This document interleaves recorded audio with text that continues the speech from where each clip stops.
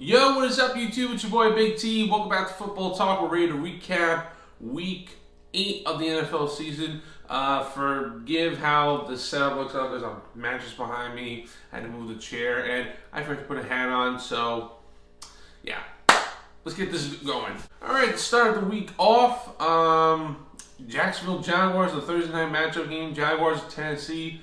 Tennessee wins this one by a pretty big margin of 36-21.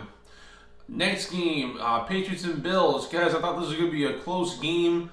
It was in the first half, but once again, Patriots come out to Buffalo and they play a pretty solid game. They win this one by a score of 41-25.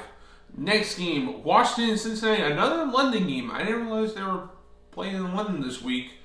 So this was a tie game, guys. They wound up tying this one 27-27 apiece. Just a lot of missed field goals and a lot of missed opportunities to get a win there in overtime. Next game, New York and Cleveland. Guys, Cleveland's, they're getting there. They're getting close to getting a win. They had a chance to win this one, but New York pulls up with a late victory there. The Jets win this one by a score of 31-28. Next game, Houston and Detroit. Houston wins this one 20-13. Next game, Kansas City and the Indianapolis Colts. Kansas City goes into Indy, beats them pretty solidly 30-14. Seattle and New Orleans. This is a close game, guys. You thought that New Orleans offense against Seattle's defense, but was the complete opposite of this game. The Seattle's offense against the New Orleans defense, and New Orleans wins this one by 5 points, 25-20. Next game, Oakland and Tampa Bay. Oakland has a pretty good day. David Carr, I believe, had like 500 yards throwing. I have him as a backup in my fantasy. I should probably start him one game this year. I have Rodgers and him, so it's kind of hard to, which one's going to play good. But Oakland wins this one 30-24. Next game, Arizona and Carolina. I thought Arizona was going to go in here and pretty much dominate Carolina, how badly they've been playing this year. But Carolina gets a win here, 30-20. Next game, San Diego and the Denver Broncos. Guys, this was a pretty good game. This game went back and forth. San Diego had a chance to get a lead late in the fourth quarter, but once again, that defense for Denver just keeps stepping up every single week. They just keep constantly making plays after plays after plays. Next game, Green Bay and Atlanta. This was a really close one. This was like an offensive firepower house for this game. Atlanta wins this one by a point, 33-32, guys. What an unbelievable game it was. I was able to catch the second half of that game. Unbelievable. And then how about the Philly and Dallas game, guys? This was a really good game between two rookie quarterbacks. Dallas decides to go for it on fourth down in overtime. They get it. They march down the field. One drive, bam. They win this one 29-23. And then this is my shocker game. The Vikings and Chicago. I thought after the loss last week that Minnesota had, I felt like, Chicago, they should be able to go in right in there and how they've been playing. And Jay Cutler came back as a starter for this game. And he played a pretty good game, and they won this one by 10 points, 20-10. So Minnesota loses 2 in a row there, but hopefully they can turn around next week. This is I think I said in my previous videos with the Vikings, it's only a matter of time before they lose the game. I didn't think they were going to lose. They were going to drop 2 in a row here, but this is the NFL. Every week's different, guys. And speaking of difference, there are 3 big headlines that I wanted to discuss really quickly before I made my predictions for next week. First off, Monday, the Patriots made a really big trade. I don't know if anybody else was shocked about this, as I was. They traded Jamie Collins, one of their young defensive players, to the Cleveland Browns for a potential 3rd-round pick. Guys, as a football fan, I could see why they made this trade. They probably weren't going to be able to re-sign him because he's probably going to want too much money. There have been reports, on and off about They offered him a $10 million contract plus, and he turned that down because he wanted more money. He wanted Von Miller money. Now, there was a report today, if you're watching this episode, it will come out probably late Wednesday night.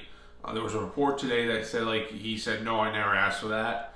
So, I don't know who's at fault in this. But, hey, Jamie Collins was a terrific player for the Patriots, and he'll be a terrific player for the Cleveland Browns. So, and even if he doesn't sign with Cleveland at the end of the year, no matter who he goes to, the kid's going to get paid.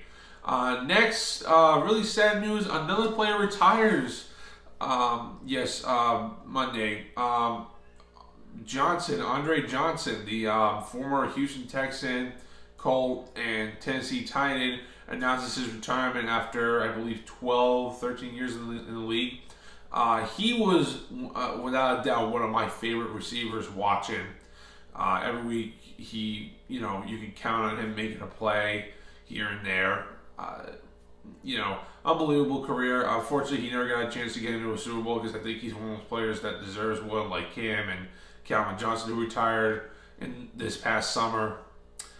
But it's very, very sad to see it. Wish him the best in retirement. Then, earlier today, there was a report that Norv Turner, the offensive coordinator for the Minnesota Vikings, has resigned. He has stepped down as the offensive coordinator after 2.5 seasons with the Vikings. For reasons is unknown right now.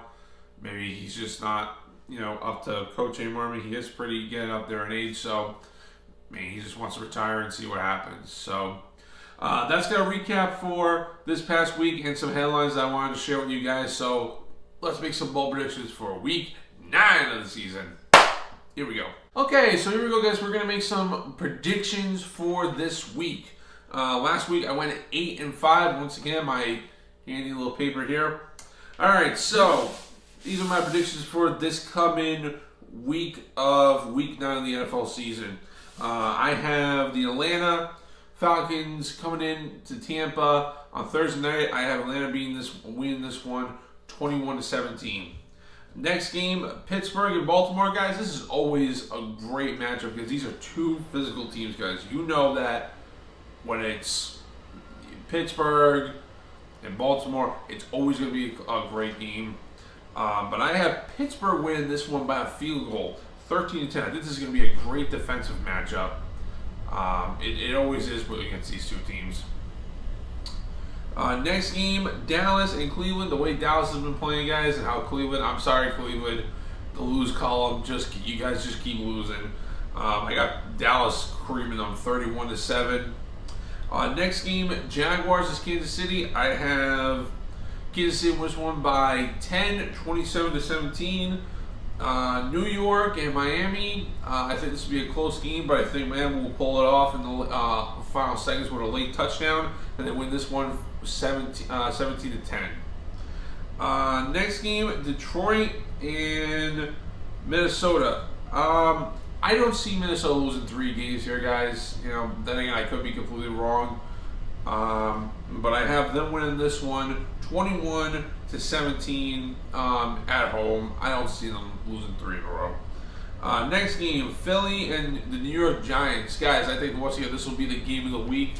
I predict. I think this will be a great matchup between two teams that have good defenses and some good offenses right there. But I have Philly winning this one by 7, 28-21. Carolina at LA. I have the Carolina Panthers going 2 in a row here, winning this one 21-17. Next game, New Orleans and San Francisco. This shouldn't be really much of a contest. I think New Orleans will win this one 17-3. Next one, Indy and Green Bay. Once again, another offensive firepower game, but I think Green Bay wins this one 31-21. Next game, Tennessee at San Diego. I think San Diego, the way they've been playing pretty good football right now, even though they've been losing a lot of their games by close, but I think they win this one 21-17. Next game, Denver at Oakland. I think if this game was at Denver, I would have Denver win this one, but I'm going to go with an upset victory here. The unbelievable story about the Oakland Raiders, like how they've been playing. They've got one of the best records there. I have them win this one by 2, 23-21. And then last but not least, the Monday night matchup between Buffalo and Seattle. Seattle at home. This should be a close matchup, but I have them winning Seattle winning 28-21. And teams that are on a bye week this week, we got Arizona, Houston, New England, Cincinnati, Washington, and Chicago. Those are the teams that will be on a bye week that will not be playing this week. So that's going to do it for this episode of football talk. Guys, first of all, happy late Halloween. I know it's like Wednesday, it's like the 2nd of November, but happy late Halloween to everybody. I hope everybody had a wonderful, safe holiday. So that's going to do it for this episode. Subscribe for more content, social media below. Always remember to be kind, generous, and love one another. As always, I will see you, on the other side, my friends. Bye. Guys, I have some friends all the way from England. Hello. That's my oldest sister's friend, Maggie. And this is her beautiful little girl, Alice. Alice, can you say hi? Yes. Yes. Can you say hi to all the viewers? Yes.